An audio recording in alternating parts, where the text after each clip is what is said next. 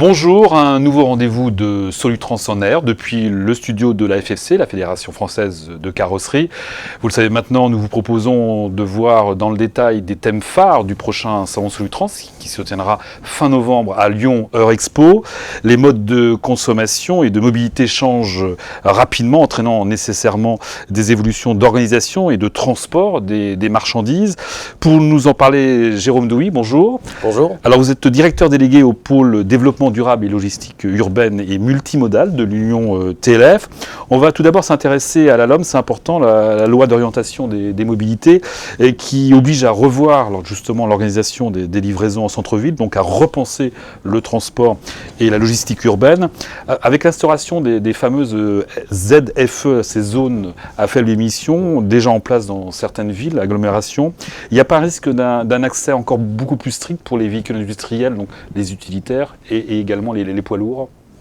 Alors, fondamentalement, sur la mise en place des ZFE, c'est effectivement pour répondre aux enjeux environnementaux des collectivités. Donc, à l'heure actuelle, si on fait la photographie du secteur, naturellement, on est légitime de penser qu'il va y avoir une restriction de circulation, puisque, on va dire, à 99,9% aujourd'hui, les véhicules sont au diesel.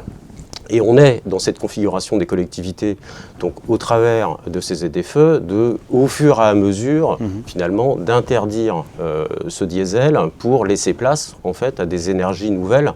À des véhicules propres. À des véhicules propres, pour répondre à ces enjeux sanitaires. Donc, à aujourd'hui, oui, naturellement, il y a un risque si une collectivité était trop ambitieuse dans la mise en place de son calendrier en matière de ZFE, puisque c'est elle qui va piloter. Le principe est instauré. Par contre, chaque collectivité va amener progressivement son calendrier en place. Donc, c'est pas le risque non plus que chaque ville en fait amène son calendrier, sa façon de faire. Est-ce qu'il manque pas un maillage, on va dire, de ces fameuses ZFE?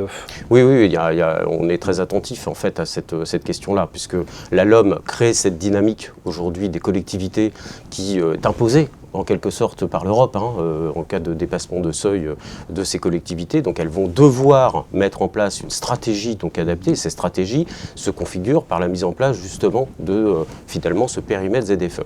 Le fait est, c'est que pour certaines l'ont travaillé depuis déjà longue date, d'autres le découvrent. Donc, elles ont de la maturité, en quelque sorte, à avoir en termes de connaissances sur la partie logistique urbaine. Donc, c'est peut-être un peu notre rôle de les accompagner dans cette démarche. Mais c'est surtout de dimensionner dans quelle mesure elles vont se projeter en termes de stratégie dans le temps pour calibrer l'évolution de ces ZFE qui vont contraindre en fonction de normes, de vignettes critères, et qui sont adossées évidemment à la pollution du véhicule, comment est-ce qu'elles vont étalonner finalement dans le temps ce calendrier-là. Donc là on est dans une situation où certaines, on connaît aujourd'hui évidemment leur intention, et voire même très précise, en 2030, notamment pour Paris, fin du diesel, etc. Par contre, sur d'autres villes, c'est en train de se configurer. Et là, il faut être avec beaucoup d'attention parce qu'effectivement, un maillage va se faire. On va être sur un contexte de 14 à peu près collectivités qui vont devoir répondre un peu à ces exigences de l'homme. Moi, j'irai plus loin. Vous avez la loi climat et résilience qui est en cours. Dedans, il y a un paragraphe quand même qui est dédié sur ces ZFE qui seraient peut-être élargis à des périmètres d'agglomération au-delà de 150 000 habitants. Et là, il y a un vrai maillage qui va s'instaurer. Donc, il faut être très attentif, effectivement. TLF se donne quelle mission? Donc vous êtes organisation, vous représentez notamment les transporteurs en France. C'est d'accompagner ces collectivités justement pour essayer d'avoir une harmonisation des différentes règles? Oui, alors, bien sûr que nous, notre rôle, c'est d'accompagner, de sensibiliser ces collectivités dans la mise en place de ces ZFE. Pas que. Parce qu'il y a aussi d'autres engagements de collectivités. Certaines le font d'une manière volontaire, certaines vont le faire d'une manière obligatoire, et puis d'autres vont choisir plutôt de mettre en place une charte logistique urbaine, par exemple. Donc ça, il y a un programme qui est dédié, qui s'appelle Interlude, et sur lequel il faut qu'on soit aussi acteur. Parce que dans ce genre de charte, il y a aussi une forme de contrainte qui peut s'installer, et c'est finalement peut-être même un prédémarrage en fait à la collectivité, structurant d'ailleurs, pour l'amener progressivement peut-être à mettre en place elle aussi une zone à faible émission. massifier, enfin l'ancienne idée qui est toujours... est-ce qu'elle est toujours d'actualité, cette ancienne idée de massifier Non, elle est toujours d'actualité. On a évolué en fait. On évolue parce que les principes de la logistique urbaine, vous saviez que, enfin je ne l'apprends pas, mais la logistique urbaine, c'est pas une logistique urbaine. Ce sont des centaines de formes de logistique urbaine. Les principes de massification, elles restent omniprésents. Après, tout dépend comment on l'entend, la massification.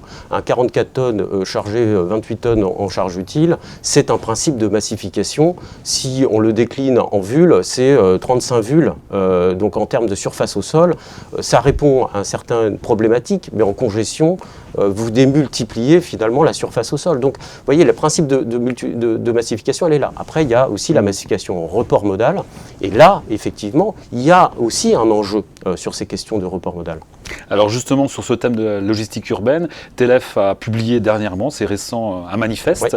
Oui. L'idée, c'était quoi? De parler de concertation également entre les différents acteurs qui sont impliqués en fait dans cette logistique urbaine. Oui. Ce qui manquait en fait aujourd'hui. Alors, je ne sais pas si ça manquait, mais en tout cas, on a voulu traduire un peu cette vision et ce besoin, puisque finalement, on a des besoins qui sont similaires entre la collectivité et puis nous, le transport et la logistique. C'est qu'on a besoin d'avoir une visibilité en matière sociale, une visibilité en matière économique et une visibilité au niveau environnemental. Vous voyez, ces questions-là, finalement, le point commun, il est là pour ces deux acteurs. Donc, on a voulu, au travers de ce manifeste, se mettre à la place, finalement, de la collectivité, leur donner un certain nombre de questions sur un scope finalement à 360 degrés autour de ces trois composantes-là.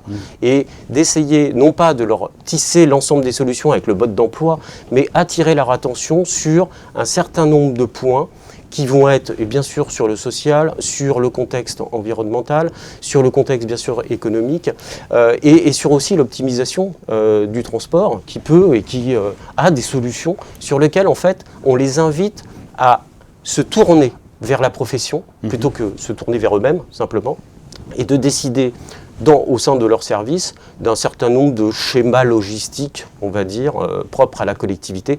Et les acteurs transport et logistique doivent les accompagner. C'est comme ça que le transport vertueux se mettra en place au sein des collectivités.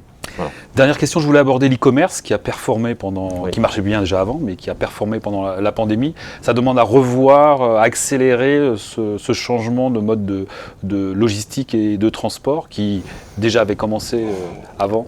Alors oui, je pense que c'est ça. Ça bouscule un peu, on va dire, le transport. C'est qu'en fait, il y a eu un coup d'accélérateur. Oui, en fait, la croissance à 2 chiffres, elle s'est démultipliée, évidemment, avec la situation qu'on vient de vivre. Donc ça répond à un besoin. Ce qu'on est en train de regarder, c'est qu'il y a effectivement des collectivités aujourd'hui, des territoires qui essayent de repenser en fait cette logistique-là, ce besoin-là, avec une approche un peu plus locale.